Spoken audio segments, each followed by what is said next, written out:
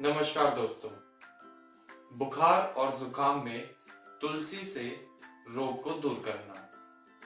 मैं अभिषेक बंसल स्वागत करता हूं आपका इस तुलसी की वीडियो की श्रृंखलाओं में। ये मेरी पहली वीडियो है तुलसी के ऊपर।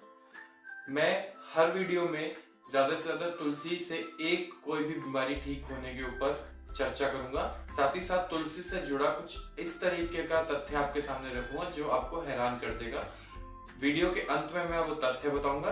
शुरुआत में मैं जो आप थंबनेल देखकर बुखार और जुकाम के लिए तुलसी कैसे इस्तेमाल करी जा सकती है उस पर मैं चर्चा करता हूं। तो तुलसी के 65 पत्तों को और 8 काली मिर्च को 250 मिलीलीटर पानी में अच्छी तरह उबाल के छान लें।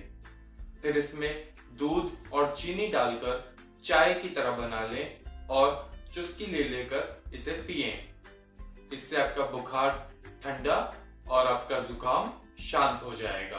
दूसरा तरीका, छाया में सुखाई हुई तुलसी की 50 ग्राम पत्तियां लें। बनअपसा, सौंफ, ब्रह्मी बूटी एवं चंदन 30 ग्राम लें एवं इलायची एंड दालचीनी 10-10 ग्राम लें। इन सभी को कूटकर पानी में मिलाकर चाय बना लें। उसके बाद दूध और चीनी बनाकर डालकर मिलाकर चाय की तरह पिएं। इस घोल को पीने से आपका बुखार, आपकी छींकें, आपका जुकाम शांत हो जाता है।